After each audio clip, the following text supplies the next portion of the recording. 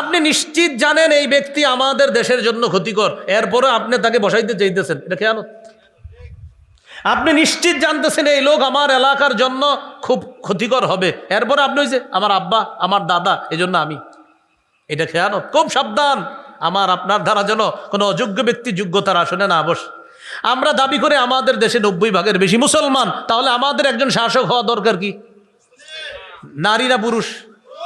অবশ্যই পুরুষ, এবং মুসলমান, এবং যার 4টা কাজের যোগ্যতা আল্লাহ দান করবে এবং মৌলিকভাবে 10টি গুণ থাকবে, এমন একজন 10টি গুণে গুণান্বিত এবং 4টি কাজের যোগ্যতা রাখে এমন একজন আদর্শ রাষ্ট্রনায়ক যেন আল্লাহ আমাদের দেশে দান করেন।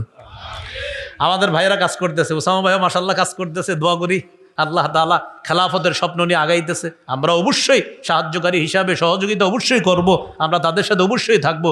আল্লাহ তাআলা যেন খুব শীঘ্রই আমাদের এই দেশে যেন আল্লাহ খেলাফত কায়েম, এটা যেন শুধু স্বপ্ন না হয়, আমরা যেন বাস্তবে দেখতে পারি ইনশাআল্লাহ। এই বাংলাদেশের প্রতিটা মুসলমান নামাজি হয়ে যাক, এই ফিকির আপনি করেছেন? উত্তর যদি হয় না, তাহলে আজকে এশার নামাজ আপনি আদায় করেছেন, কায়েম করেননি। আবার বুঝেন, আজকে এশা আপনি পড়েছেন, পড়ার পর ইমাম সাহেব জিজ্ঞাসা করলেন বিবিকে নামাজের কথা বলেন তো? বলি না।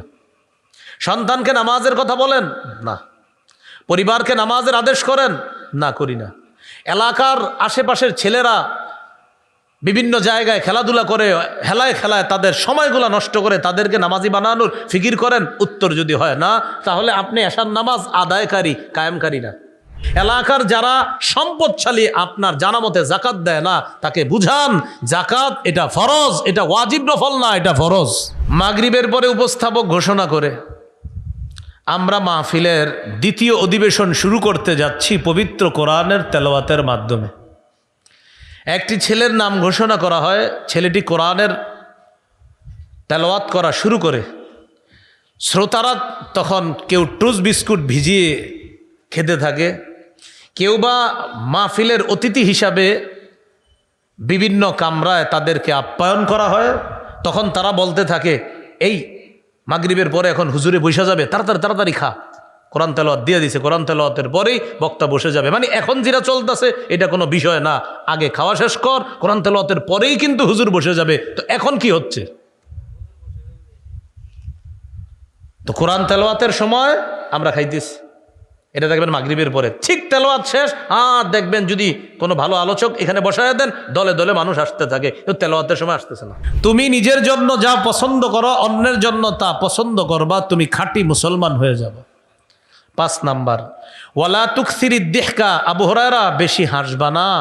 ফাইন্না কাসরাতাদ দিহকি তুমিতুল কলবা, বেশি হাসি অন্তরকে মৃত বানিয়ে দেয়, বেশি হাসি অন্তরকে মৃত বানিয়ে দেয়। 5টি কথা নবীজি বলেছেন। নবী আবু হুরায়রা রাদিয়াল্লাহু তাআলা আনহুকে বলেছিলেন, আবু হুরায়রা আমি এখন কিছু কথা বলবো, মাইয়াখুযু আন্নি হাউলাইল কালিমাত, আমি এখন কিছু কথা বলবো, এই কথাগুলা কে গ্রহণ করবে? ফায়ামালু বিহিন্না আও ইউআল্লিমু মাইয়ামালু বিহিন্না, নিজে আমল করবে আর অন্যকে শিখাবে, তারাও যেন আমল করে। কে আছো এমন? তো সাহাবী আবু হুরায়রা বলেছিলেন হুজুর আমি আছি। তখন নবী 5টা কথা শিখাইলেন। আমরাও এখান থেকে এখন ওয়াদা করব যে হুজুর এই 5টা কথা শিখলাম, শুধু শিখলাম এমন না, আমরা আমলও করব, অন্যকে শিখাবো ইনশাআল্লাহ। এই আয়াত থেকে বোঝা যায় নিশ্চিত জেনে শুনে অপরাধীর পক্ষে আইনজীবী মামলা লড়া, কোর্টে গিয়ে তাকে নিরপরাধ সাব্যস্ত করার চেষ্টা করা নিঃসন্দেহে আমানতের খেয়ানত, এটা খেয়ানত। আলোচনার শিরোনাম দিতে পারি আমরা মুমিনের নির্বাচিত কিছু বৈশিষ্ট্য। মুমিনের নির্বাচিত কিছু বৈশিষ্ট্য। অত্র আয়াত থেকে মুমিনের 2টি বৈশিষ্ট্য আমরা শিখতে পারলাম। সন্দেহ ছাড়া আল্লাহ রসুলকে বিশ্বাস করা, জান মাল নিয়ে আল্লাহর রাস্তায় লড়াই করা, এই 2টি গুরুত্বপূর্ণ বৈশিষ্ট্য আমাদেরকেও আল্লাহ অর্জন করার তৌফিক দান করেন।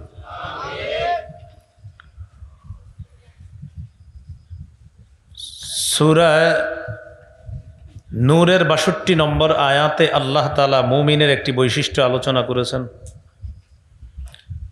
মুমিন যখন দলবদ্ধ কোনো কাজের মধ্যে থাকে, প্রধান যিনি আছে তার অনুমতি ছাড়া মুমিন কোথাও যায় না। আল্লাহ তাআলা বলেন ইন্নামাল মুমিনুনা আল্লাযীনা আমানু বিল্লাহি ওয়া রাসূলিহি, মুমিন তারা যারা আল্লাহ এবং তার রসুলকে বিশ্বাস করে, ওয়াইদা কানু মাহু আলা আমরিন জামিইন লাম ইয়াযহাবু, মুমিনরা যখন নবীর সাথে থাকে, দলবদ্ধ কোনো দলের মধ্যে যখন নবীর সাথে থাকে, তখন তারা লাম ইয়াযহাবু হাত্তা ইস্তাযিনু, নবীর অনুমতি ছাড়া কোথাও যায় না। তাহলে মুমিনের আরেকটি বৈশিষ্ট্য পাইলাম, এই যুগে মুমিন দলবদ্ধ কোনো দলের মধ্যে কোনো একজন ব্যক্তির তত্ত্বাবধানে থাকলে তার অনুমতি ছাড়া মুমিন কোথাও যাবে না, কিছু করবে না, মানে আমিরের অনুগত্য করা। এখানে মনে রাখা প্রয়োজন, আল্লাহর আনুগত্য নিঃশর্তভাবে করতে হবে। রাসূলুল্লাহ সাল্লাল্লাহু আলাইহি সাল্লামের আনুগত্য আল্লাহর হুকুমে নিঃশর্তভাবে করতে হবে। তাহলে আল্লাহ রসুলের আনুগত্য নিঃশর্ত। এছাড়া দুনিয়ার কোনো মানুষের আনুগত্য নিঃশর্তভাবে করা যাবে না। অন্য কারো আনুগত্য করতে গেলে ওই ব্যক্তি, অনুসরণীয় ব্যক্তি যদি কোরআন সুন্নাহের বিরুদ্ধে কোনো কথা বলে, ইসলামের বিরুদ্ধে কোনো কথা বলে, তাহলে ওই ব্যক্তি আর অনুসরণীয় ব্যক্তি থাকে না, তিনি বর্জনীয় ব্যক্তিতে পরিণত হয়। এই জন্য রাসূলুল্লাহ সাল্লাল্লাহু আলাইহি ওয়াসাল্লামের একটি হাদিস মনোযোগ দিয়ে আমরা সবাই শুনলে বিষয়টি সহজে বুঝে আসবে। সহিহ বুখারীর বর্ণনা, এক দলকে রাসূল সাল্লাল্লাহু আলাইহি ওয়াসাল্লাম কোথাও প্রেরণ করার সময় তাদের একজন আমির নিযুক্ত করে দিলেন। ওয়া আমারহুম আইয়ুতিউহু, যারা আমিরের তত্ত্বাবধানে ওই দলের মধ্যে আছে তাদেরকে রাসূলুল্লাহ সাল্লাল্লাহু আলাইহি ওয়াসাল্লাম হুকুম করলেন তারা যেন আমিরের কথা মানে। একজন আমির বানায়া দিলেন আর বলে দিলেন সবাই আমিরের কথা মানবা। আমির সাহেব দল নিয়ে গেলেন, যাওয়ার পর কোনো কারণে আমির সাহেবের রাগ উঠছে।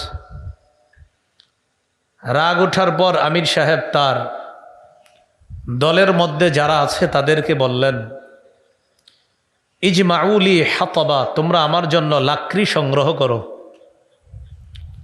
ফাজামাউ লাহু, তারা লাকড়ি সংগ্রহ করল। দ্বিতীয় হুকুম করলেন, আউকিদুহা নারা, লাকড়িগুলোর মধ্যে আগুন ধরায়া দাও। তারা লাকড়িগুলোর মধ্যে আগুন ধরিয়ে দিল। কয়টা হলো হুকুম? দুইটা। লাকড়ি সংগ্রহ করলো, তারা হুকুম পালন করলো। আগুন ধরিয়ে দাও, এই হুকুমও পালন করলো। লাকড়ি আনলো, স্তূপের মধ্যে আগুন জ্বালায় দিল।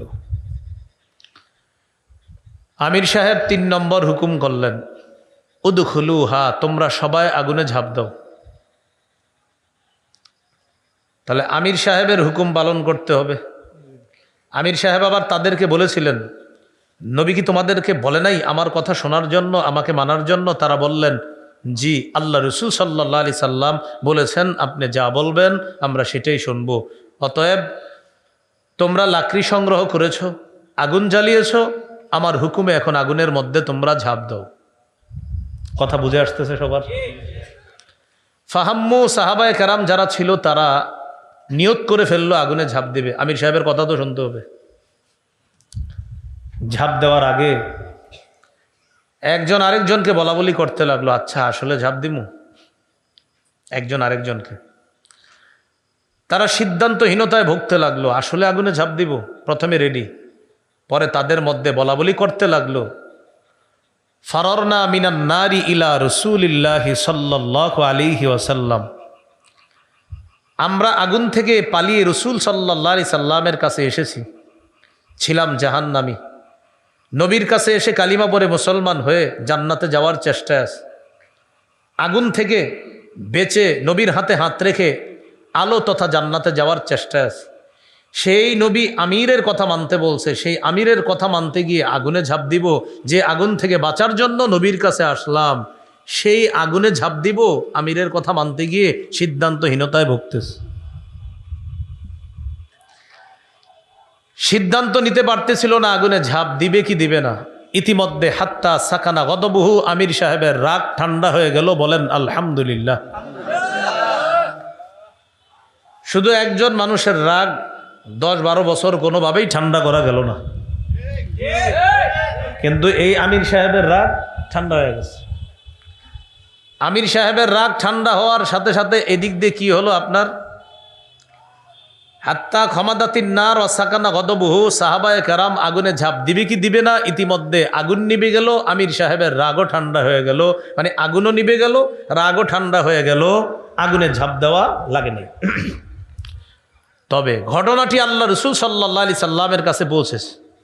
হুজুর, আমিরের কথা মানতে গিয়ে আগুনে ঝাঁপ দেওয়ার জন্য আপনার একদল সাহাবী তৈয়ার ছিল, বাকি ঝাঁপ দেয় নাই। এক পর্যায়ে আগুন নিভে গিয়েছে, আমির সাহেবের রাগও ঠান্ডা হয়ে গিয়েছে। রাসূলুল্লাহ সাল্লাল্লাহু আলাইহি সাল্লাম বললেন, ভালো কাজ করেছে। লাউ দাখালুহা মা খারাজু মিনহা ইলা ইয়াউমিল কিয়ামা, তারা যদি আমিরের এই হুকুম মান্য করে আগুনের মধ্যে ঝাঁপ দিত, কিয়ামত পর্যন্ত আগুন থেকে বের হতে পারত না। বলি নাউযু বিল্লাহ। হাদিসের শেষে রাসূল সাল্লাল্লাহু আলাইহি সাল্লাম বললেন, ইন্নামাত তাআতু ফিল মারুফ, আমির মানতে হবে শুধু ন্যায়সঙ্গত কথা কাজে। আমিরের কথা যদি ন্যায়সঙ্গত কথা হয়, আমিরের হুকুম যদি ন্যায়ের হুকুম হয়, সঠিক হুকুম হয়, সেখানে আমিরের কথা মানা যাবে। আমির যদি অন্যায় কোনো কথা বলে, অন্যায় কোনো কর্ম করে, কোনো অপব্যাখ্যা করে, আলেমরা যদি সেই অপব্যাখ্যা সম্পর্কে উম্মতকে সতর্ক করে দেয়, সেই আমিরকে বর্জন করা উম্মতের উপর দায়িত্ব কর্তব্য হয়ে যায়। বুঝে শুনে ঠিক বলতেছেন তো? আচ্ছা, আল্লাহ এই ঠিকটা প্যান্ডেলের বাহিরে গিয়েও ঠিক থাকার তৌফিক দান করেন। তাহলে মুমিনের 3টা বৈশিষ্ট্য জানলাম। মুমিন সন্দেহ ছাড়া আল্লাহ রসুলকে বিশ্বাস করে, মুমিন জানমাল নিয়ে জিহাদ করে, মুমিন দলবদ্ধ কোনো কাজে থাকলে প্রধান যিনি থাকে তার কথা অমান্য করে না। তবে এখানে আমরা একটা মাসালা শিখলাম, আল্লাহর আনুগত্যে কোনো শর্ত নাই, নবীর আনুগত্যে আল্লাহর হুকুমে কোনো শর্ত নাই। এছাড়া অন্য কারো আনুগত্য নিঃশর্তভাবে করা যাবে না, সেখানে শর্ত আছে। ইসলাম বহির্ভূত কোনো কর্মকাণ্ড কথা যদি আমাদের কোনো প্রধানের মুখ থেকে বের হয়, তাকে মানা যাবে না, তার কথা শোনা যাবে না। তাহলে 3টি বৈশিষ্ট্য জানলাম মুমিনের। সূরা আনফালের 2-3 নম্বর আয়াতে মুমিনের 5টি বৈশিষ্ট্য আল্লাহ আলোচনা করেছেন। আগের 3 আর 5 কত হয়? 8। সূরা আনফালের 2-3 নম্বর আয়াতে যে 5টি বৈশিষ্ট্য আল্লাহ আলোচনা করেছেন, একটু শুনি আল্লাহ কি বলেন। ইন্নামাল মুমিনুনা আল্লাযীনা ইযা যুকিরাল্লাহু ওয়াজিলাত কুলুবুহুম, মুমিন তারা যাদের সামনে আল্লাহর আলোচনা করা হলে, আল্লাহর স্মরণ করা হলে, আল্লাহর জিকির করা হলে তাদের অন্তর কাঁপতে থাকে আল্লাহর ভয়ে। সুবহানাল্লাহ। 2 নম্বর, ওয়া ইযা তুলিয়াত আলাইহিম আয়াতুহু যাদাতহুম ঈমানা, মুমিনদের সামনে আল্লাহর কোরআন তেলাওয়াত করা হলে এই তেলাওয়াত তাদের ঈমান বৃদ্ধি করে দেয়, তাদের ঈমান বাড়ায় দেয়। বড় আফসোসের সাথে বলতে হয়, আমাদের এই মাহফিলগুলোতে আসরের নামাজের পর উপস্থাপক ঘোষণা করে আমরা আমাদের মাহফিলের প্রথম অধিবেশন শুরু করতে যাচ্ছি পবিত্র কোরআনের তেলাওয়াতের মাধ্যমে। আপনাদের সামনে কোরআন তেলাওয়াত করবে অমুক মাদ্রাসার হেফজ বিভাগের ছোট্ট বন্ধু মোহাম্মদ আব্দুর রহমান, বা একটা ছেলের নাম ঘোষণা করা হয়। ছেলেটি কোরআন তেলাওয়াত করে, আসরের পরে প্যান্ডেলে 2-4 জন বসে থাকে, আশেপাশে মানুষ ঘুরতে থাকে। কেন? আসরের পরে আর কি। তখন কোরআন তেলাওয়াত বাচ্চাটা করতে থাকে, 2-3 জন বৈশা, তাও মন দিয়ে শুনলে শুনে, না শুনলে এদিক সেদিক তাকায় থাকে। মাগরিবের পরে উপস্থাপক ঘোষণা করে আমরা মাহফিলের দ্বিতীয় অধিবেশন শুরু করতে যাচ্ছি পবিত্র কোরআনের তেলাওয়াতের মাধ্যমে। একটি ছেলের নাম ঘোষণা করা হয়, ছেলেটি কোরআনের তেলাওয়াত করা শুরু করে।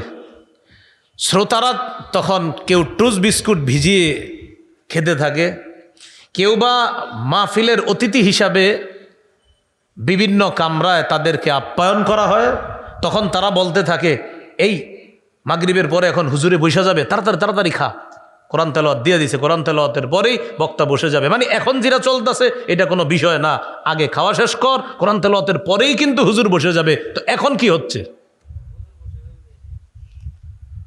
তো কোরআন তেলাওয়াতের সময় আমরা খাইতেছি, এটা দেখবেন মাগরিবের পরে, ঠিক তেলাওয়াত শেষ আর দেখবেন যদি কোনো ভালো আলোচক এখানে বসায় দেন, দলে দলে মানুষ আসতে থাকে, কিন্তু তেলাওয়াতের সময় আসতেছে না। এটা হলো মাগরিবের পরের ঘটনা। এশার পরেও সেম ঘটনা, যে আমরা আমাদের শেষ অধিবেদন শুরু করতে যাচ্ছি তেলাওয়াতের মাধ্যমে। তো আল্লাহ বলেন মুমিনের বৈশিষ্ট্য হলো কোরআন তেলাওয়াত তার ঈমান বাড়ায়। সুবহানাল্লাহ। এজন্য আজকে থেকে আমরা যত মাহফিলের শ্রোতা হব, চাই এই মাহফিলটা 5 জনের মাহফিল হোক, 5,000-এর মাহফিল হোক, 50,000-এর হোক, 5 লাখের মাহফিল হোক, কোরআন তেলাওয়াত যখন হবে আমরা শ্রোতা যারা, আমাদের কাজ হবে 2টা। বলি কয়টা? বলেন সবাই, মনোযোগ সহকারে তেলাওয়াত শোনা। বলেন মনোযোগ সহকারে তেলাওয়াত শ্রবণ করা, চুপ থাকা। এই 2 কাজ। মন দিয়ে শুনবো, চুপ থাকবো, পুরাটা সুন্দরভাবে মিলাইলে চুপচাপ তেলাওয়াত শুনবো, চুপচাপ তেলাওয়াত শুনবো। এটাই আল্লাহ কোরআনে বলেছেন, ওয়া ইযা কুরিআল কুরআনু ফাসতামিউ লাহ, যখন কোরআন তেলাওয়াত করা হয়, কোরআন পড়া হয়, ফাসতামিউ লাহ, কোরআন মনোযোগ সহকারে শোনো, ওয়া আনসিতু, এবং চুপ থাকো। মা বোনরা যারা আছি মেহেরবানি করে কোরআন তেলাওয়াত যখন হয় তখন আপনারা আল্লাহর হস্তে রান্না বান্না ইত্যাদি যে কাজে থাকেন কাজটা একটু অফ করে কোরআন তেলাওয়াতটা মন দিয়ে শোনেন আল্লাহর হস্তে। কিন্তু মা বোনরাও উল্টাটা করে, তারা তেলাওয়াতের সময় কাজ করে আর হুজুর আলোচনা শুরু করলে সব কাজ বন্ধ দিয়ে তখন ঘরে বসে যায় তেলাওয়াত বয়ান শোনার জন্য। তাহলে আজকে থেকে আমরা এখানে যারা আছি আমরা শুরু করব যে আমরা যত জায়গায় যাব কোরআন তেলাওয়াত হবে, আমাদের কাজ হলো চুপ থাকা, মন দিয়ে শোনা। সকলে দিল থেকে বলি ইনশাআল্লাহ। ঠিক তো? আচ্ছা, তাহলে আল্লাহ তাআলা বললেন জিকির করা হলে অন্তর কাঁপবে, 2 নাম্বার তেলাওয়াত করা হলে তেলাওয়াত তাদের ঈমান বাড়ায়া দিবে। 3 নাম্বার ওয়া আলা রাব্বিহিম ইয়াতাওয়াক্কালুন, তারা আল্লাহর উপর ভরসা করবে। আল্লাহর উপর ভরসা কাকে বলে? আল্লাহর উপর ভরসা, আপনি আপনার গরু ঘরের মধ্যে, গরুটা রশি খুলে দিয়ে, দরজাটা খুলে দিয়ে আপনি ঘরে এসে ঘুমাইলেন আর বললেন আল্লাহ ভরসা। রাসূলুল্লাহ সাল্লাল্লাহু আলাইহি সাল্লাম বলেন এটার নাম তাওয়াক্কুল না। মাঠের মধ্যে যথাযথভাবে পশুর যত্ন নিবা, এরপর বলবা আল্লাহ ভরসা, আমার পশু আমার ঘরে ফিরে আসবে, এটার নাম তাওয়াক্কুল। ঘরের মধ্যে পশুটা বাঁধবেন, বাঁধার পর আয়াতুল কুরসি পরে দরজা বন্ধ করবেন, এরপর বলবেন আল্লাহ ভরসা, কিচ্ছু হবে না, এটার নাম তাওয়াক্কুল। ইমাম সাহেবের কাছে দোয়া চাইলেন আর বললেন হুজুর আগামী মাসে যেন আমার 20,000 টাকা আল্লাহ আমাকে দেয়। মাস শেষে ইমাম সাহেবের কাছে এসে বলে হুজুর দোয়া করছেননি? করছি তো। টাকা তো আসে নাই পকেটে। ইমাম সাহেব বললেন 1 মাস কি করছেন আপনি? ঘরে বসেছিলাম। মানে ঘরে বসে আপনার টাকা আসবে? হ্যাঁ, আমি না আল্লাহর উপর ভরসা করছি আর আপনি দোয়া করবেন পকেটে টাকা এসে পড়বে 20,000। আসলো না তো। নবীজি এটাকে তাওয়াক্কুল বলে নাই। তাওয়াক্কুল বলেন আমার সাথে, বলেন বান্দার চেষ্টা, ফলাফল আল্লাহর। আবার চেষ্টা বান্দার, বলেন চেষ্টা, ফলাফল আমার। চেষ্টার ফলাফল কে দিবে? হ্যাঁ, আমি চেষ্টা করব। আমি একটা চাকরিতে ঢুকছি, ঢুকার পর আমি চেষ্টা করতেছি আল্লাহ আমি হালালভাবে কিছু বেতন পাইতেছি, আল্লাহ আপনি বরকত দেন, আমি আপনার উপর ভরসা করতেছি আল্লাহ, ইনশাল্লাহ আমি আগামী এই মাসের মধ্যে আমার ঋণগুলো পরিশোধ করব, আল্লাহ ভরসা, এটার নাম তাওয়াক্কুল। আমি চেষ্টা করতেছি আর রবের উপর ভরসা করতেছি যে আমার ঋণগুলো আমি পরিশোধ করব, এটার নাম তাওয়াক্কুল। মনে থাকবে নি? তাহলে জিকির করলে অন্তর কেঁপে উঠবে, তেলাওয়াত করলে ঈমান বাড়বে আর রবের উপর ভরসা করবে। 4 নাম্বার আল্লাযীনা ইউকিমুনাস সালাহ, যারা নামাজ কায়েম করে। নামাজ কায়েম করা দ্বারা উদ্দেশ্য হলো, আজকে এশার নামাজ যারা আপনারা পড়েছেন, আমি যদি প্রশ্ন করি বিবিকে নামাজের কথা বলেছেন? উত্তর যদি হয় না। আমি যদি বলি সন্তানকে নামাজের আদেশ করেছেন? উত্তর যদি হয় না। আমি যদি বলি পরিবারকে নামাজের হুকুম করেছেন? আপনার উত্তর যদি হয় না। আমি যদি বলি এই এলাকার মুসলমান নামাজি যেন হয়ে যায় এই চেষ্টা করেছেন, আপনার উত্তর যদি হয় না। এই বাংলাদেশের প্রতিটা মুসলমান নামাজি হয়ে যাক এই ফিকির আপনি করেছেন, উত্তর যদি হয় না, তাহলে আজকে এশার নামাজ আপনি আদায় করেছেন, কায়েম করেননি। আবার বুঝেন, আজকে এশা আপনি পড়েছেন, পড়ার পর ইমাম সাহেব জিজ্ঞাসা করলেন বিবিকে নামাজের কথা বলেন তো? বলি না। সন্তানকে নামাজের কথা বলেন? না। পরিবারকে নামাজের আদেশ করেন? না, করি না। এলাকার আশেপাশের ছেলেরা বিভিন্ন জায়গায় খেলাধুলা করে, হেলায় খেলায় তাদের সময়গুলো নষ্ট করে তাদেরকে নামাজি বানানোর ফিকির করেন, উত্তর যদি হয় না, তাহলে আপনি এশার নামাজ আদায়কারী, কায়েমকারী না। একটা হলো আদায় করা আর একটা কায়েম করা। কায়েম মানে প্রতিষ্ঠিত করা, নামাজ প্রতিষ্ঠিত করা। আজকে দেখে আমরা কি নামাজ আদায়কারী হব না কায়েমকারী হব? কায়েমকারী মানে আমিও এশার নামাজ পড়বো, বিবিকেও এশা পড়তে বলবো, পরিবারকে এশার কথা বলবো, পরিবারকে ফজরের কথা বলবো, এলাকার প্রতিটা যুব সদস্য যেন নামাজি হয়ে যায়, প্রতিটা নারী পুরুষ যেন নামাজি হয়ে যায়, এই চেষ্টা আমি অব্যাহত রাখবো। বাংলাদেশের প্রতিটি মুসলমান যেন নামাজি হয়, সারা পৃথিবীর মুসলমান যেন নামাজি হয়, এই ফিকির আমি রাখবো, তাহলে আমি হব নামাজ কায়েমকারী। তাহলে আজকে থেকে আমাদের একটা গুণ অর্জন করতে হবে, শুধু আদায় করব না কায়েম করব। আল্লাহ আমাদেরকে নামাজ কায়েমকারী হওয়ার তৌফিক দান করে। নামাজ কায়েমকারী হওয়ার জন্য আল্লাহর কাছে একটা দোয়া করব, আমরা পড়ি আমার সাথে, বলেন রব্বি জাআলনি মুকিমাস সালাতি ওয়া মিন যুররিয়্যাতি রব্বানা ওয়া তাকাব্বাল দুআ। 13 পারার 19 নম্বর পৃষ্ঠা সূরা ইব্রাহিমের মধ্যে আছে। ইব্রাহিম আলাইহিস সালাম আল্লাহর কাছে দোয়া করেছেন, রব্বি জাআলনি মুকিমাস সালাহ, হে আমার রব আমাকে আপনি নামাজ কায়েমকারী বানান, ওয়া মিন যুররিয়্যাতি, আমার পরিবারকেও নামাজ কায়েমকারী বানান, রব্বানা ওয়া তাকাব্বাল দুআ, আমাদের রব আমার দোয়া আপনি কবুল করেন। তাহলে ইব্রাহিম নবী কি দোয়া করছে? নামাজ কায়েমকারী বানান, নামাজ প্রতিষ্ঠাকারী বানান। আজকে থেকে এই দোয়াটা সবাই করব, আল্লাহ আমাকে, আমার পরিবারকে, আমাদেরকে আপনি নামাজ কায়েমকারী হওয়ার তৌফিক দান করেন। বাংলায় বলতে পারবো তো ইনশাআল্লাহ? তাহলে জিকির করলে অন্তরে ভয় সৃষ্টি হবে, তেলাওয়াত করলে ঈমান বাড়বে, আল্লাহর উপর ভরসা। 4 নাম্বার নামাজ কায়েম করা। 5 নাম্বার ওয়া মিম্মা রাযাকনাহুম ইউনফিকুন, তারা আমার দেয়া রিজিক থেকে খরচ করবে। খরচ দ্বারা এখানে 1 নাম্বার উদ্দেশ্য যাকাত আদায় করা। যাকাত আদায় করা মনে রাখবেন এটা আপনার না, যাকাতের অংশটা এটা হকদারদের। আপনার 40 ভাগ সম্পদের মধ্যে 39 ভাগ আপনার, 1 ভাগ হকদারদের। এটা আপনি তাদের কাছে পৌঁছে দেওয়া আল্লাহ আপনাকে দায়িত্ব দিচ্ছে। তাহলে আজকে থেকে আমরা মনে রাখবো 40 ভাগ সম্পদের মধ্যে 39 ভাগ আমার, 1 ভাগ হকদারদের, এটা তাদের কাছে পৌঁছে দেওয়া। হকদারদের মধ্যে আপনার আপন ভাই যদি যাকাত গ্রহণ করার যোগ্য হয় তাকেও যাকাত দেওয়া জায়েজ, আপন বোন যদি যাকাতের যোগ্য হয় তাকেও যাকাত দেওয়া জায়েজ, আত্মীয় স্বজনের মধ্যে যারা যাকাত খাওয়ার যোগ্য তাদেরকে যাকাত দেওয়া জায়েজ, এতিম অসহায় মিসকিন যারা তাদেরকে যাকাত দেওয়া জায়েজ। অতীতে যারা যাকাত দেন নাই, বিবারিয়া অনেক বড় বড় মাদ্রাসা আছে, পাশে আল্লামা আনসারী রহমতুল্লাহি আলাইহির, কিংবদন্তি মুফাসসির রহমতুল্লাহি আলাইহির মাদ্রাসা আছে, আপনাদের পাশেই তো এটা। এরপরে আশেপাশে বিবারিয়া প্রচুর মাদ্রাসা। এই মাদ্রাসার বিজ্ঞ মুফতি সাহেবের সাথে বসবেন, বসার পর বলবেন হুজুর অতীতের বকেয়া জাকাতগুলা দিতে চাই, আগামীতেও আমি জাকাত সঠিকভাবে দিব, কিভাবে দিব? মুফতি সাহেবের সাথে বসে অতীতের জাকাতের হিসাবটাও বের করে নেবেন। এলাকার যারা সম্পদশালী আপনার জানা মতে জাকাত দেয় না তাকে বুঝান জাকাত এটা ফরজ, এটা ওয়াজিব নফল না, এটা ফরজ। জাকাত কি এটা কি কোনো নফল নফল মুস্তাহাব নাকি? না, ফরজ।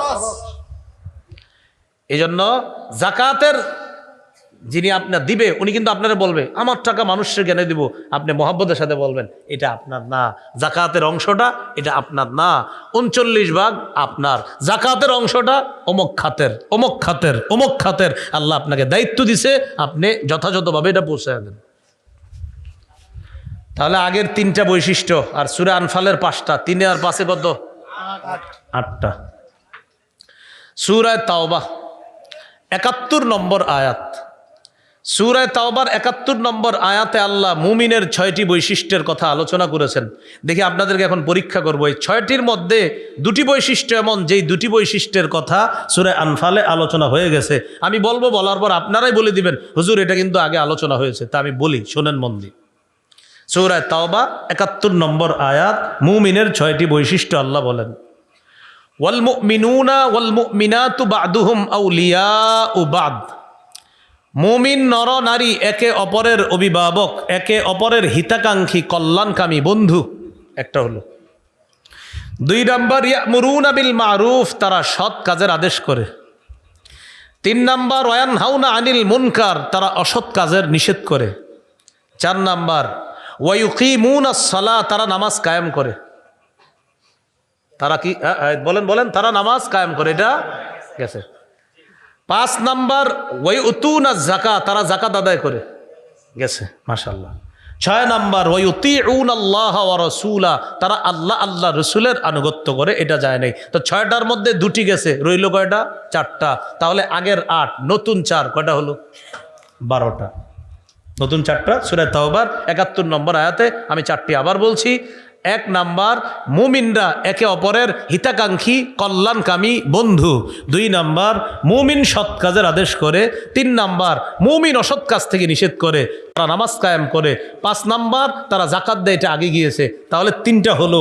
আর 4 নাম্বার, ওয়ায়ুতিউনাল্লাহ ওয়া রাসূলা, তারা আল্লাহ রাসূলের আনুগত্য করে। আল্লাহ বলেন, উলাইকা সায়ারহামুহুমুল্লাহ, এরা তারা যাদেরকে অচিরেই আল্লাহ রহমতের চাদরে আবদ্ধ করবে, তাদের প্রতি দয়া করবে। তাহলে আগের 8, নতুন 4, কয়টা হলো? 12টা। মনে রাখবেন, মুমিনের কয়টা বৈশিষ্ট্য গেল? 12।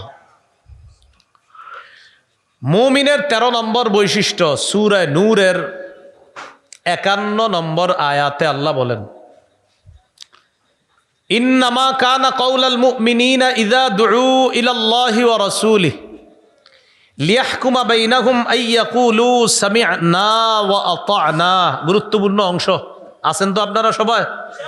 আচ্ছা, আল্লাহ তাআলা বলেন, মুমিনদেরকে যখন আল্লাহ এবং আল্লাহ রাসূলের দিকে আহ্বান করা হয়, তাদের মাঝে ফায়সালা করার জন্য আল্লাহর দিকে আহ্বান করা হয়, দ্বারা উদ্দেশ্য আল্লাহর কোরআনের দিকে।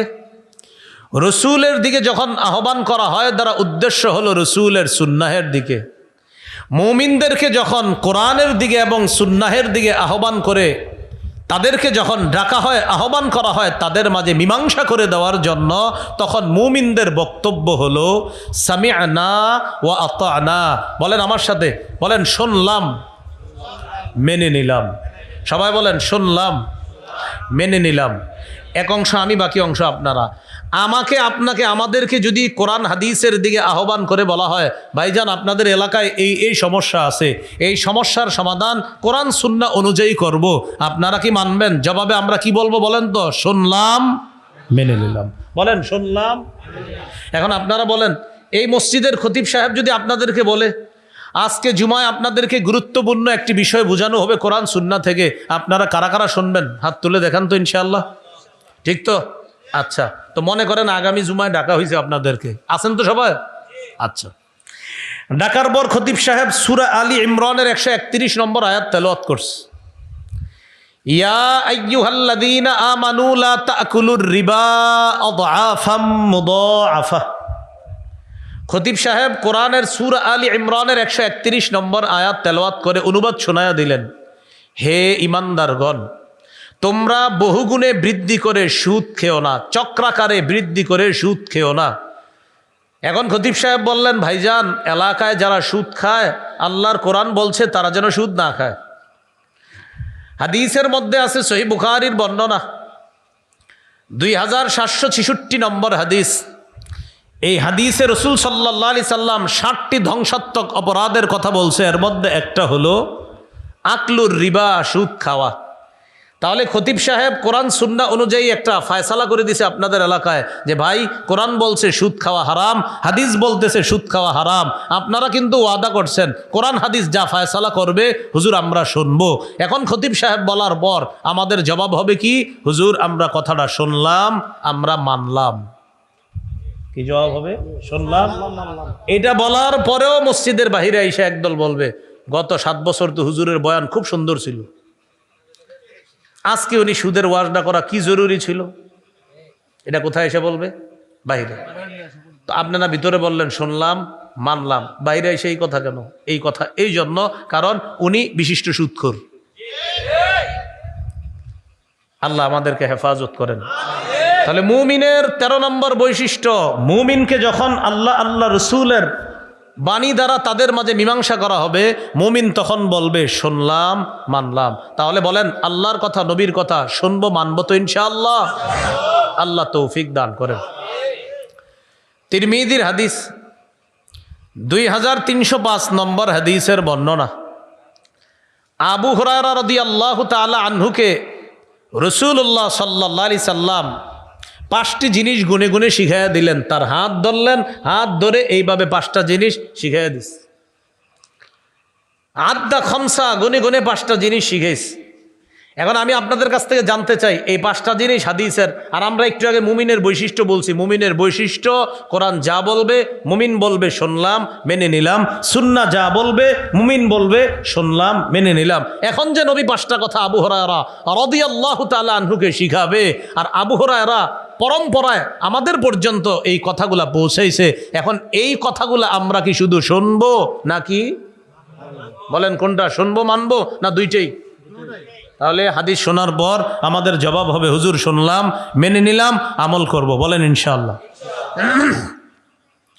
রাসূলুল্লাহ সাল্লাল্লাহু আলাইহি সাল্লাম বলেন ইত্তাকিল মাহারিমা, আবু হুরায়রা হারাম থেকে বাঁচো, তাকুন আবাদান নাস, মানুষের মাঝে তুমি সবচাইতে শ্রেষ্ঠ আবেদ হয়ে যাবা, শ্রেষ্ঠ ইবাদত গুজার বান্দা হয়ে যাবা। সুবহানাল্লাহ।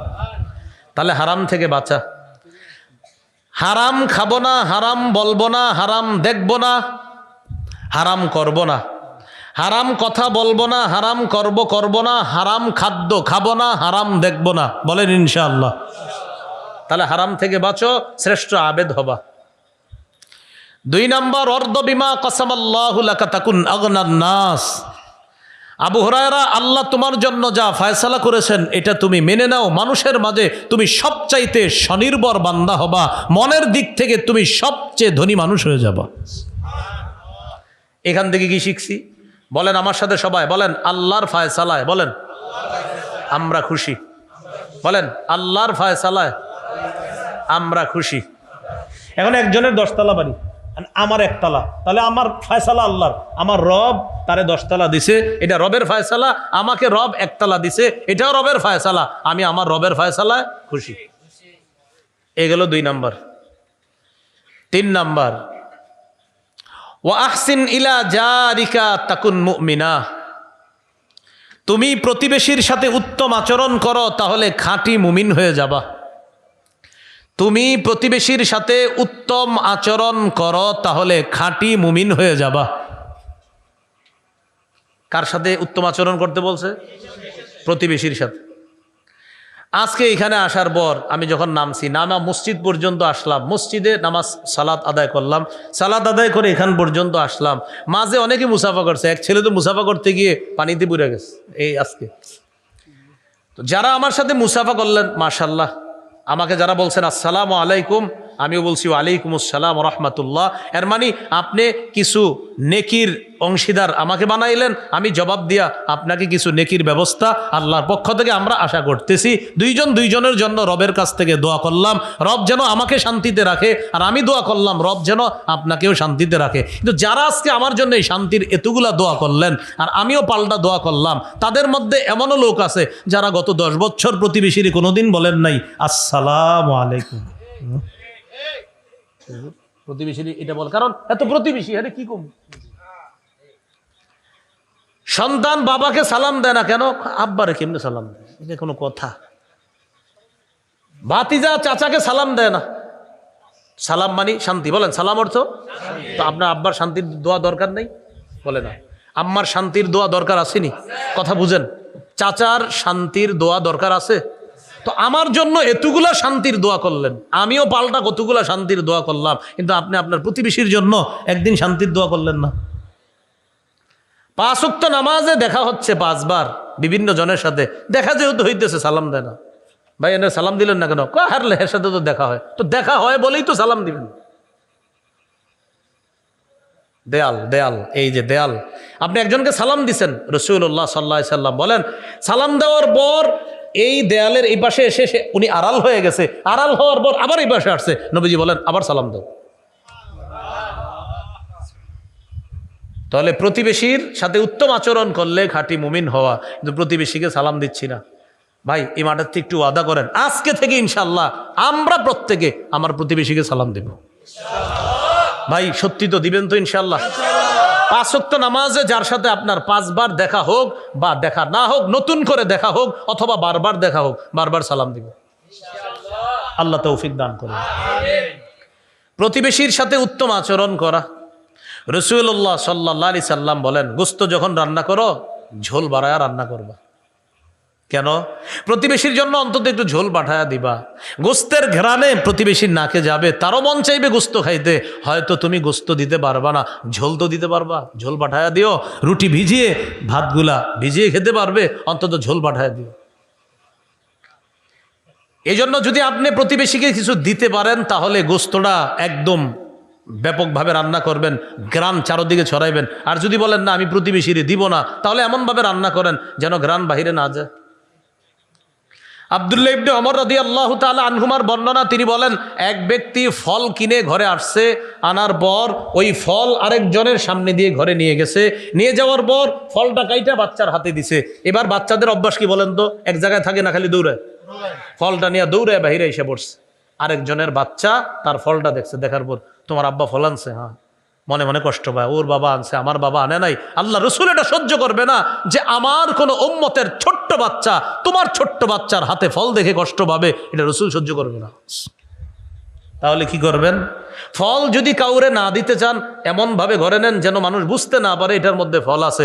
আর যদি বলেন না হুজুর আমার সামর্থ্য আছে সবাইকে খাওয়াবো, তো আপনি ফল দেখায় নেন। প্রচণ্ড গরমের মধ্যে তরমুজ খাইতে অনেকেরই মন চায়, কিন্তু অনেক মানুষ আছে তিনি 400-500 টাকা দিয়ে তরমুজ কিনে খাবে, তাহলে তার এই মাসে নতুন করে তাকে হিসাবে ভাবতে হবে তার, এরকম অনেক মানুষ আছে।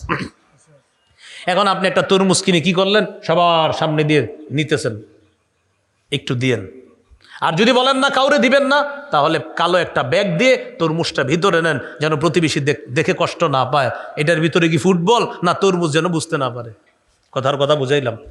তাহলে প্রিয় ভাইয়েরা, প্রতিবেশীর সাথে উত্তম আচরণ করা, এটা নবীজি বলছেন। আর আমরা জানি কি বলছি, মুমিনের বৈশিষ্ট্য শুনলাম, বলেন মেনে নিলাম। তো আজকের পরে এলাকার হুজুরদের কাছ থেকে খোঁজ নিব, হুজুর প্রতিবেশীর জন্য যে বলে আসলাম সালাম দিতে, প্রতিবেশীর হকগুলা রক্ষা করতে করছিনি, এটা জিজ্ঞাসা করা হবে। তাহলে উত্তর হবে, বলেন পজিটিভ না নেগেটিভ?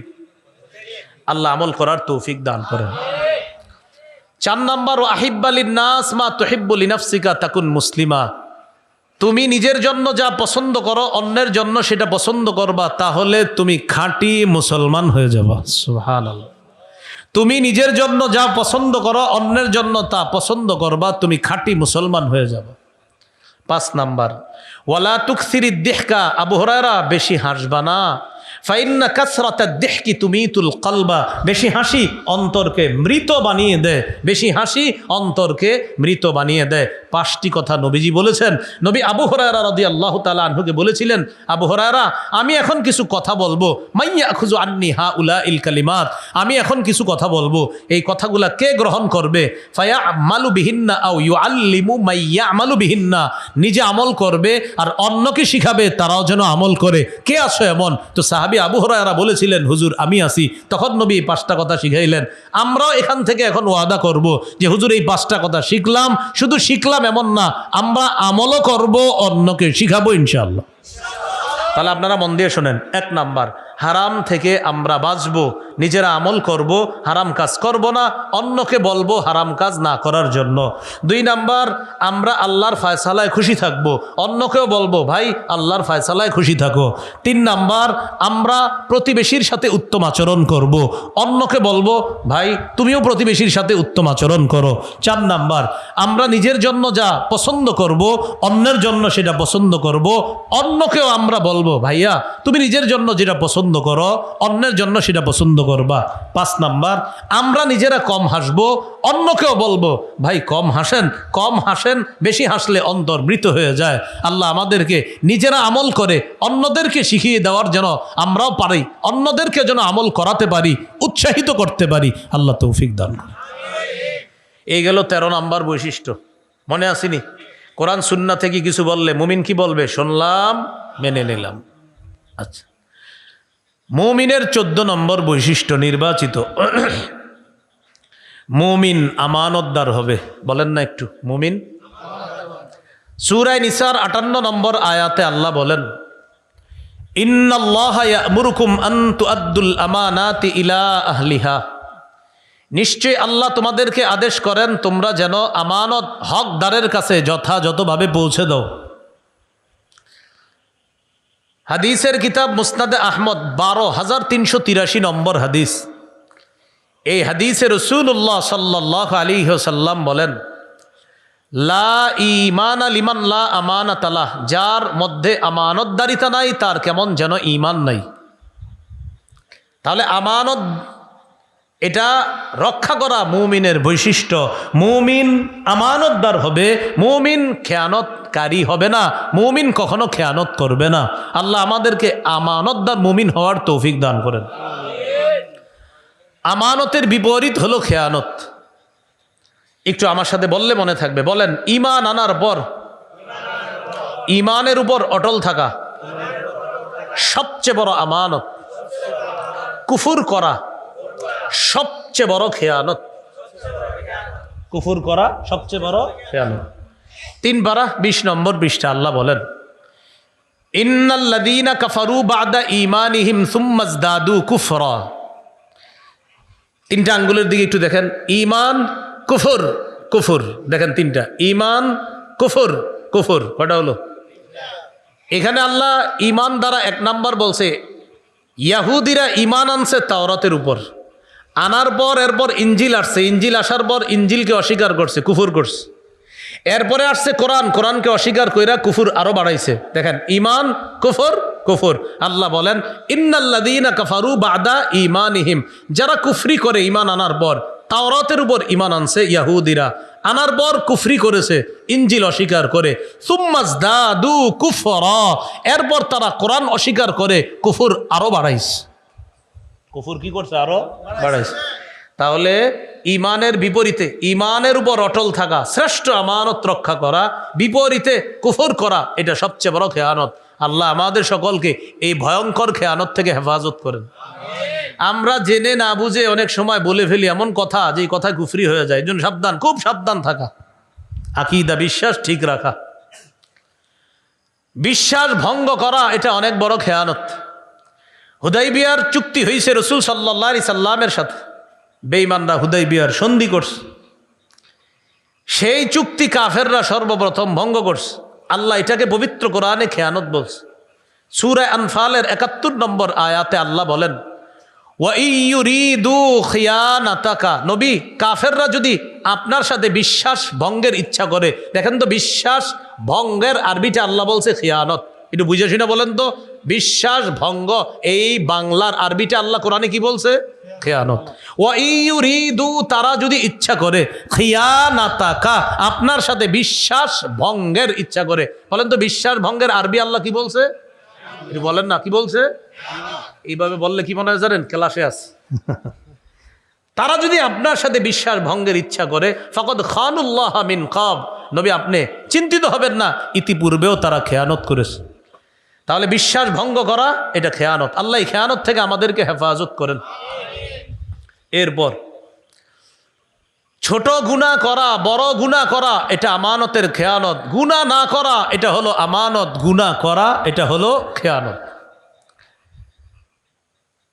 সূরা আনফালের 27 নম্বর আয়াতে আল্লাহ বলেন, ইয়া আইয়ুহাল্লাযীনা আমানু লা তাখুনুল্লাহা ওয়ার রাসূলা ওয়া তাখুনু আমানাতিকুম ওয়া আনতুম তা'লামুন। হে ঈমানদারগণ, তোমরা আল্লাহ এবং আল্লাহ রসুলের সাথে বিশ্বাস ভঙ্গ করো না এবং জেনে শুনে আমানতের খেয়ানত করো না। জেনে শুনে আমানতের খেয়ানত করো না। ওসামা ভাইয়ের জন্য চেয়ার নেই? না দিলে আমারটাই ছেড়ে দিব। হুজুর বসেন, আপনি বসেন, চেয়ার আছে হুজুর।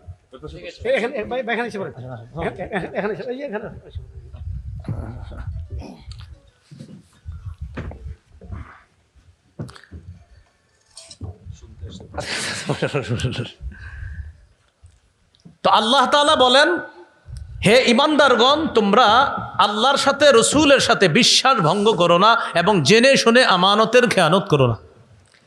এই আয়াতের ব্যাখ্যা ইবনে কাসির রহমতুল্লাহ আলাইহি লিখেছেন, ছোট গুনাহ বড় গুনাহ এটা মুমিনের আমানতের খেয়ানত। গুনাহ না করা এটা হলো মুমিনের জন্য আমানত, আর গুনাহ করা এটা হলো মুমিনের জন্য খেয়ানত। সূরা গাফির বা মুমিনের 19 নম্বর আয়াত। এই আয়াতে আল্লাহ তাআলা কুদৃষ্টিকে চোখের খেয়ানত বলছে।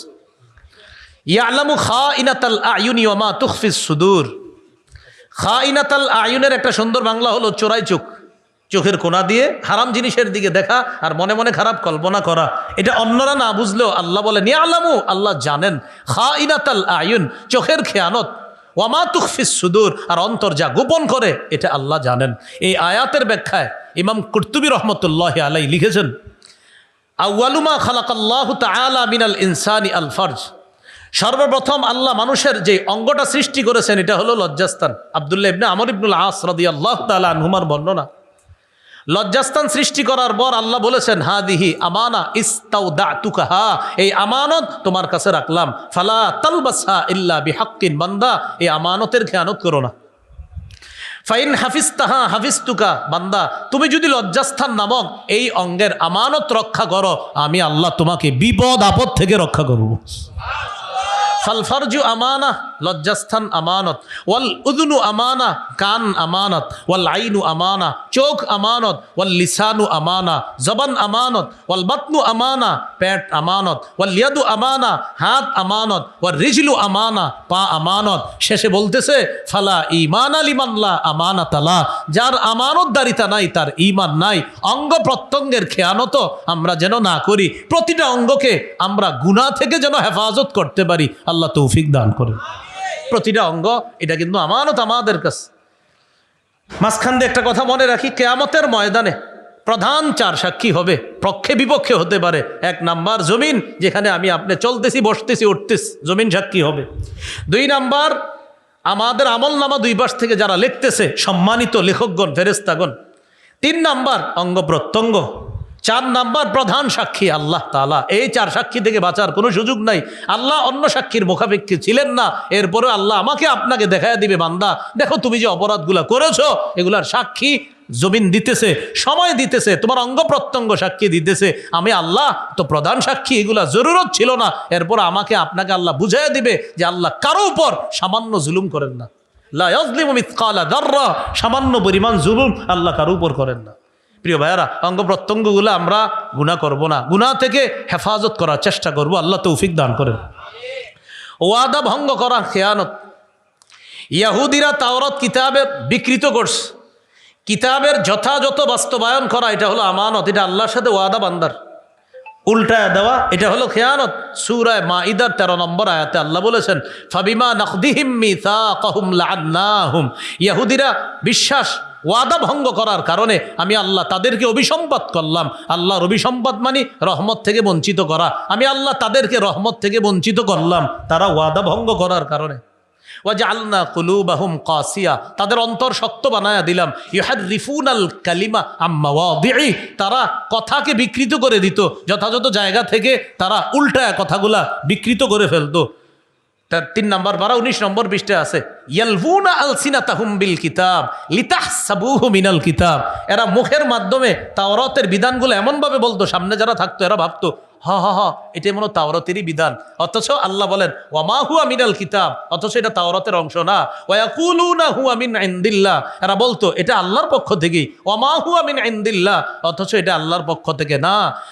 ধনী মানুষ ব্যভিচার করলে এরা এক বিচার করত, গরিবরা ব্যভিচার করলে আরেক বিচার করত, এভাবে তারা তাওরাত বিকৃত করত। আল্লাহ তাআলা বলেন এই ওয়াদা ভঙ্গ করার কারণে আমি আল্লাহর নাজিলকৃত তাওরাত তারা বিকৃত করা, এটা আমার সাথে ওয়াদার খেলাফ করা, আমি আল্লাহ তাদেরকে অভিসম্পাদ করলাম, আমি আল্লাহ তাদেরকে লানত করা মানে রহমত থেকে বঞ্চিত করলাম।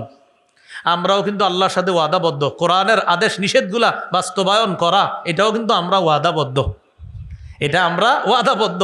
আমরাও কিন্তু এই ওয়াদার খেলাফ করা যাবে না। আল্লাহ আমাদের সকলকে যেই কোনো ওয়াদা আমরা যেন রক্ষা করতে পারি, আল্লাহ তৌফিক দান করেন।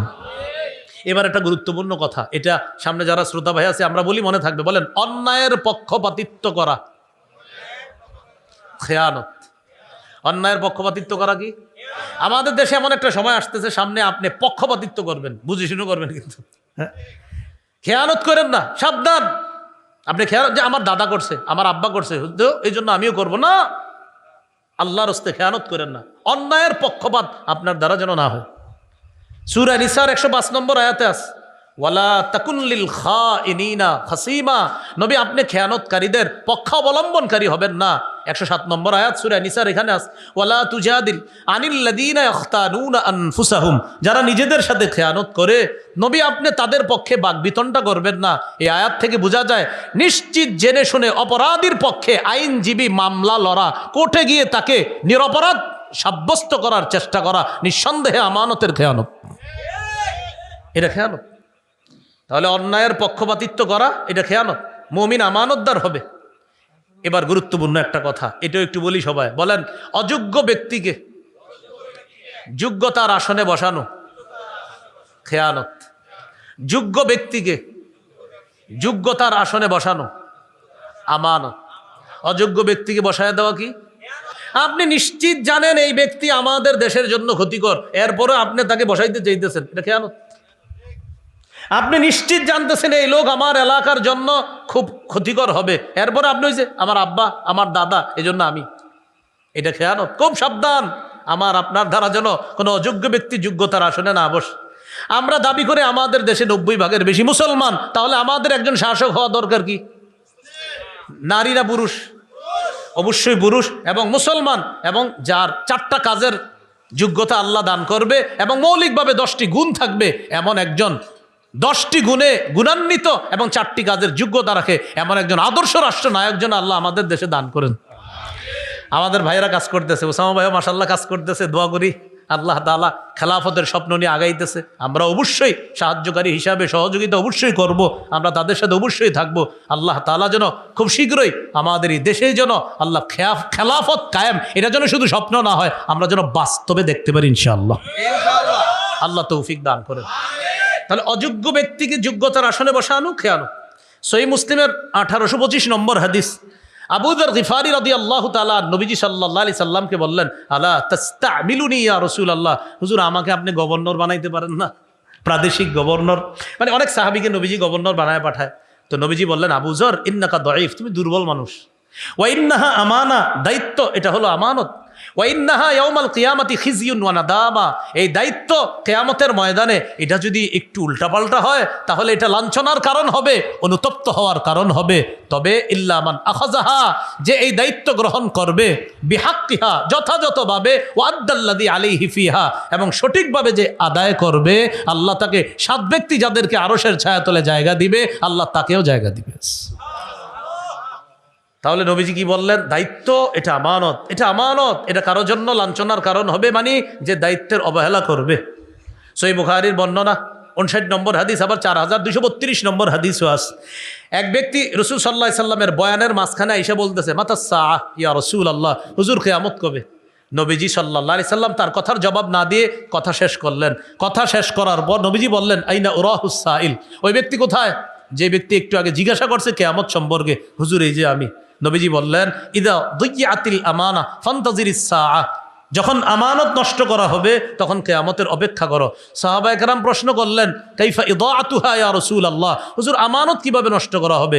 রাসূলুল্লাহ সাল্লাল্লাহু আলাইহি ওয়াসাল্লাম বললেন, ইদা ওয়ুসিদাল আমরু ইলা গায়রি আহলিহি ফান্তাজিরিস সাআহ, যখন কোনো অযোগ্য ব্যক্তিকে নেতৃত্ব দেওয়া হবে, দায়িত্ব দেওয়া হবে, তখন কিয়ামতের অপেক্ষা করো। এখান থেকে বুঝলাম অযোগ্য ব্যক্তিকে নেতা বানানো, দায়িত্বের আসনে বসায়া দেওয়া, এটা কিয়ামতেরও একটা আলামত, আবার আমানতের খেয়ানত।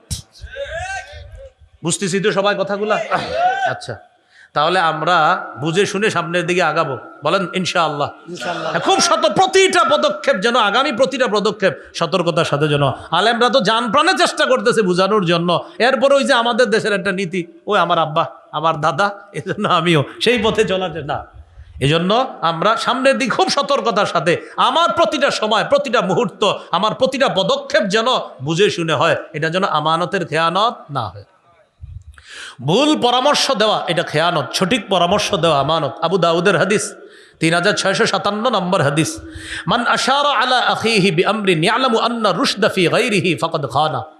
যে ব্যক্তি তার ভাইকে এমন পরামর্শ দেয়, সে জানে যে এর বিপরীতটা হলো ভুল, এর বিপরীতটা সঠিক। কোনো পরামর্শ দিল ভুল পরামর্শ, সে জানে বিপরীতটা সঠিক, ফাকাদ খানা, সে খেয়ানত করলো। আমি ব্যবসায়ী, আমার কাছে আসছেন, আইসা বললেন ভাইজান আমি একটা ব্যবসা করবো।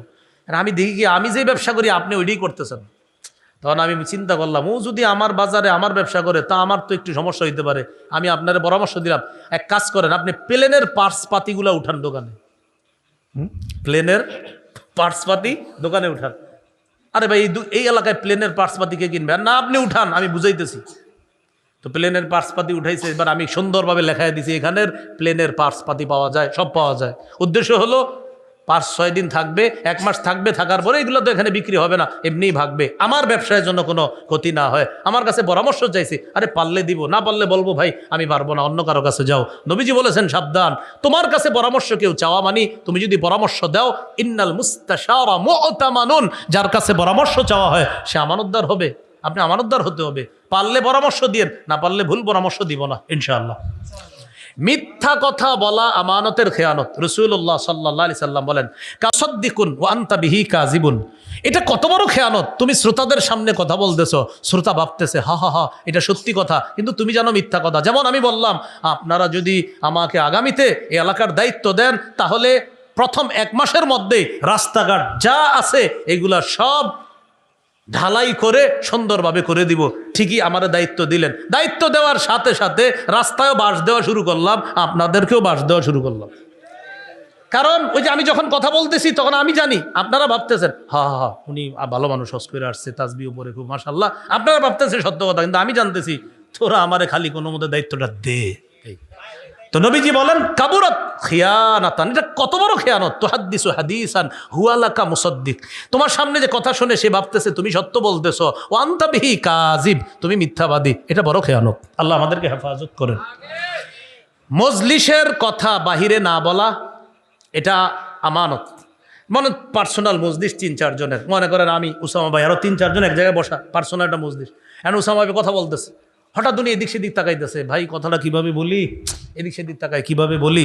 তখন আমরা শ্রোতারা বুঝে নিতে হবে তিনি গুরুত্বপূর্ণ কোনো কথা বলতে চাচ্ছে, যে কথাটা আমানত রাখতে হবে। নবীজি ঠিক এইভাবেই বলছে, ইদা হাদ্দাসার রাজুল, কোনো ব্যক্তি যখন কথা বলে ফালতা ফাতা আর এদিক সেদিক তাকায়, ফাহিয়া আমানা, ওই মজলিসের এই কথাগুলো আমানত হয়ে যায়, মজলিসটা আমানত হয়ে যায়। সাবধান, তুমি আমানতের খেয়ানত করবা না। তবে হাদিসে আসছে আল মাজালিসু বিল আমানা, মজলিস সব আমানতের, ইল্লা সালাসাতা মাজালিস, তবে 3টা মজলিস এটার আওতাভুক্ত হবে না। 1 নাম্বার সাফকু দামিন হারাম, কোনো মজলিসে কাউকে অন্যায়ভাবে হত্যার পরামর্শ হয়েছে, এটা বাইরে গিয়ে বলে দিবেন। 2 নাম্বার ও ফারজুন হারাম, কোনো নারীর সম্ভ্রম হানি করার পরামর্শ হয়েছে, আপনি বাইরে গিয়ে এলাকার যুবকদেরকে বলে দিবেন একটা মেয়েকে আজকে এই এলাকায় ভয়ঙ্কর পরিস্থিতির শিকারে ফেলতে পারে কয়েকজন মানুষ পরামর্শ করছে, এটা আমানতের মজলিস না। যদি বলে কাউরে বইল না, তাও বলে দিবেন। 3 নাম্বার আউইকিতিতাউ মালিন বিগাইরি হাক্কিন, কোনো মানুষের সম্পদ অন্যায়ভাবে আত্মসাতের পরামর্শ যে মজলিসে করা হয় ওইটাও আমানতের মজলিস থাকবে না, এটা বলে দেওয়া যাবে। সর্বশেষ কথা, আমাদের সাথে কেউ খেয়ানত করলেও তার সাথে আমরা খেয়ানত করব না। রাসূলুল্লাহ সাল্লাল্লাহু আলাইহি সাল্লাম বলেছেন, ওয়ালা তাখুন মান খানাকা, তোমার সাথে কেউ খেয়ানত করলেও তুমি খেয়ানত করবা না, তোমার সাথে কেউ খেয়ানত করলেও তুমি খেয়ানত করবা না। মুমিনের নির্বাচিত 14টি বৈশিষ্ট্য আমরা আজকে শুনলাম। মুমিন সন্দেহ ছাড়া আল্লাহ আল্লাহ রসুলকে বিশ্বাস করবে, যারা পরে আসছেন একটু শোনেন। 2 নাম্বার জানমাল নিয়ে আল্লাহ রাস্তায় জিহাদ করবে। 3 নাম্বার দলবদ্ধ কোনো কাজে থাকলে আমিরের হুকুম ছাড়া মুমিন কোথাও যাবে না। আমির কাকে মানবেন এই ব্যাপারে আমরা আলোচনা শুনেছি। এরপরে 4 নাম্বার, জিকির করলে মুমিনের অন্তর আল্লাহর ভয়ে কাঁপবে। কোরআন তেলাওয়াত মুমিনের ঈমান বাড়ায়া দিবে। মুমিন আল্লাহর উপর ভরসা করবে।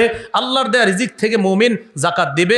মুমিন নামাজ কায়েমকারী হবে, না আদায়কারী, কায়েমকারী, নামাজ কায়েমকারী হবে। এ হলো 8টা। এরপরে সূরা তাওবা থেকে জানলাম 4টা। মুমিন একে অপরের অভিভাবক। মুমিন সৎ কাজের আদেশ করবে, অসৎ কাজের নিষেধ করবে, আর আল্লাহ রসুলের আনুগত্য করবে। এ হলো 12টা। 13 নাম্বার, কোরআন সুন্নাহ থেকে কিছু বললে মুমিন বলবে শুনলাম আর মানলাম, হ্যাঁ এটা বলবে। আর 14 নাম্বার, নির্বাচিত বৈশিষ্ট্য, মুমিন আমানতদার হবে। এই ব্যাপারে আমরা অনেকগুলা কথা বলেছি। মুমিন সর্বক্ষেত্রে আমানত রক্ষা করবে। আর আগামীতে ইনশাআল্লাহ আমাদের প্রতিটা চাওয়া, প্রতিটা বলা, প্রতিটা স্পর্শ, প্রতিটা পদক্ষেপ খুব সতর্কতার সাথে হবে, আমানতের সাথে হবে। হবে তো ইনশাআল্লাহ? ব্যাস এই পর্যন্ত থাক, ভাই আলোচনা করবে ইনশাল্লাহ। আমরা যেইভাবে আসি বাস এইভাবে থাকি সবাই ইনশাল্লাহ। যারা যারা দাঁড়িয়ে আছি ওই অবস্থায় থাকেন, বসে আছি যারা এই অবস্থায় থাকি। মুসাফা এখন করাটা এটা সৌন্দর্য না, বাস বসে থাকি সবাই যার যার জায়গায়, আলোচনা শুনবো ইনশাল্লাহ। আল্লাহ তাআলা আমাদের সকলকে যে কথাগুলো বললাম শুনলাম আমল করার তৌফিক দান করেন। উসামা ভাই সহ আজকের মাহফিলে যারা এখানে আলোচক আছে, আয়োজক আছে, সকলের হায়াতে আল্লাহ তাআলা হায়াতে তৈয়বা দান করেন, হায়াতে বারাকা দান করেন। আমিন। ওয়া আখিরু দাওয়ানা আনিল হামদুলিল্লাহি রাব্বিল আলামিন। আসসালামু আলাইকুম ওয়া রাহমাতুল্লাহ।